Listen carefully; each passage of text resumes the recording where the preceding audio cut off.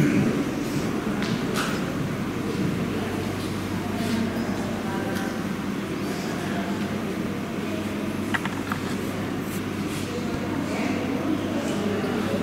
the reason why I struck him with a bolt of lightning,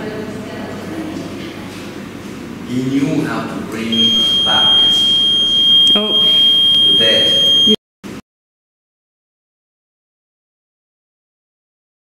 I was speaking about this friend of ours. I always called her my bodyguard, but that's okay. Well, she was diagnosed with glioblastoma multiforme grade 4. That is the most brutal brain cancer anyone can have. When you're diagnosed with that, you're given anywhere between 3 to 6 months to live, maybe 1 year. In our case, we were able to give the person a 14 months good quality of life, because we went with special doctors a different way than the normal medicine would have told us. Do chemo and do radiation on the brain, and any intelligent advanced doctor said if you do that, you'll shorten everything by a few more months. It did create a stress build-up on my own person, if I can say. Do you want to talk about that? Mm-hmm. And yeah, I had to understand that the initial stress point is then such that, you know, they pile it up on you and more and more and more. And if you're not stable here as the point of departure, and they give you more and more points of stress, eventually all this is going to cascade down on you. So if you can then center yourself and again go into your directions, north, south, etc., then you stand a chance to rebirth yourself like a tree and have a base and come up. These complex things we talk about, I guess, to stay sane through such situations when you lose a friend.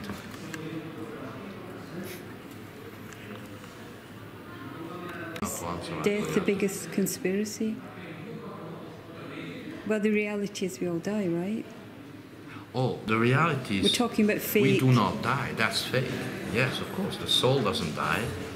Our friend's incarnation is around. What dies is the material that goes back to where it came from. So yes, there is no death. In that sense, death is then the biggest conspiracy of all. So what we have said between us as a joke is that the agents of Canopus in Argos, they leave and retire, but they don't die. We don't die. We retire when the time comes. Dying is politically incorrect. I made this up. Dying is politically incorrect at this point.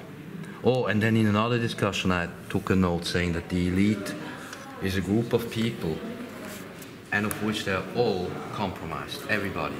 I'm not going to say names to get us into more trouble, but just any person that you know a name or face that you know belongs to the elite, all we need to know is compromised. Every person that's part of this is compromised. So they don't really actually have a long time span to be around anymore, because this compromise is not going to last long. Based on astrology, in about 4 years, I think they're finished. He knew how to bring back the dead.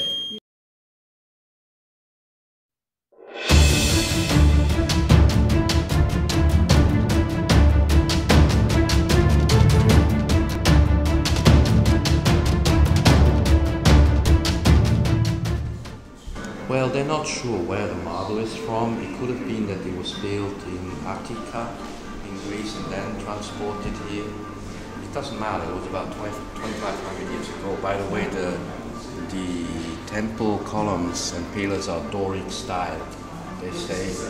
And here we have the remnants of the snake. To learn the art of medicine. And he was so good at it that he was bringing the dead back to life. Imagine bringing the dead back to life.